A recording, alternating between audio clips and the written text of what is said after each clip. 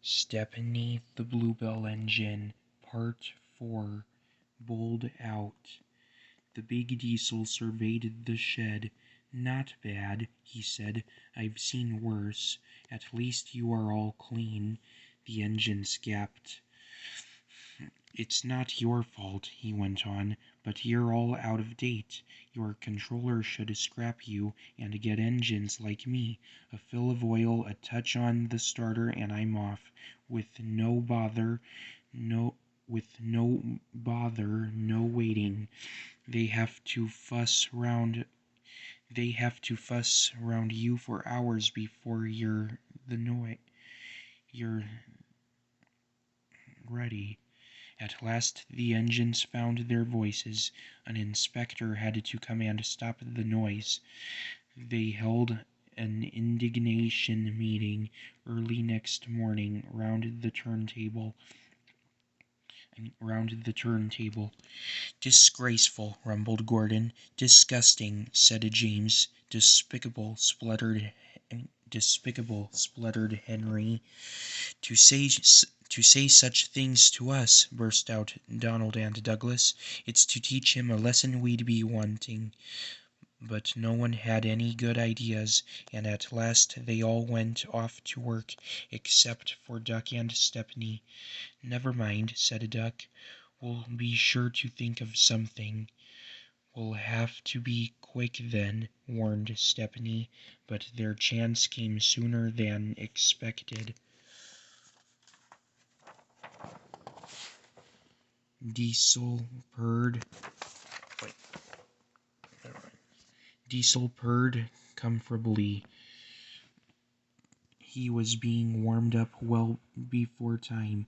An inspector watched a fitter making adjustments. The wind tugged at the inspector's hat. The fitter replaced the air intake cover. "Okay, mate," he said. Diesel saw his coaches waiting at the platform. He rolled proudly towards them. "Look at me, Duck and Stepney," he purred. "Now I'll show you something." He advanced a few yards. Then suddenly he coughed, faltered, choked, and stopped. The inspector meanwhile had seen nothing of this. He was looking for his hat. "Can we help you at all?" asked Duck and Stepney sweetly.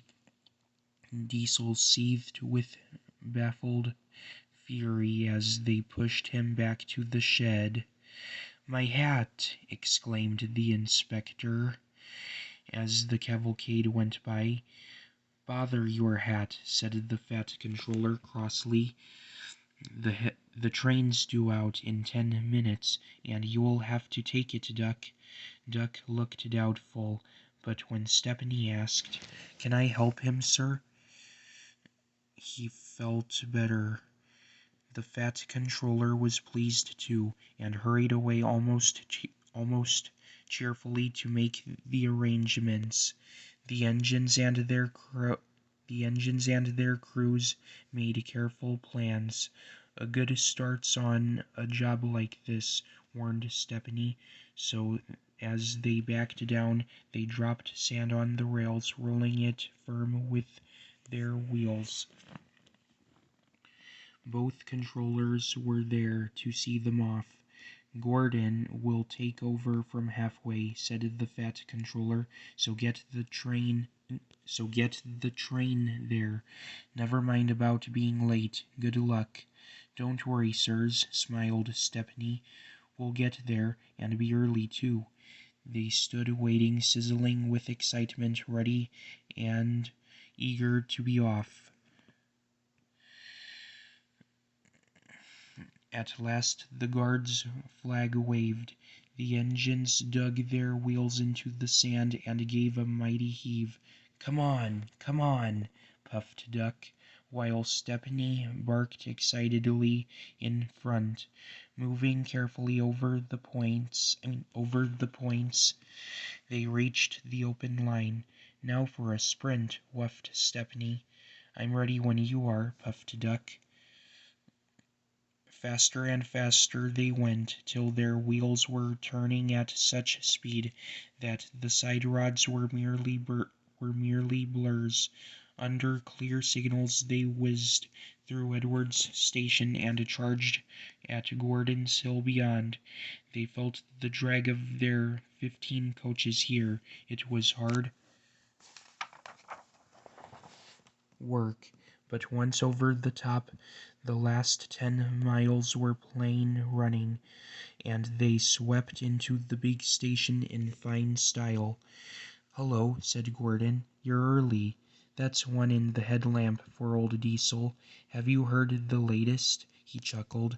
Diesel had sucked the inspector's hat into his air pipe.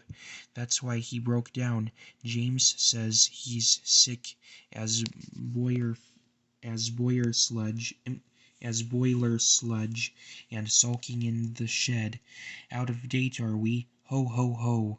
And still laughing, Gordon puffed away. Everyone was sad next day when Stepney had to go. All the engines who could came to see him off. The fat controller made a speech, and so did Stepney's controller. Donald and Douglas made everyone sing Auld Lang Syne, and when Stepney and his controller puffed off into a chorus of cheers and whistles. "Goodbye, Stepney. Come again. Goodbye, goodbye." What about Diesel? He'd slipped away the night before.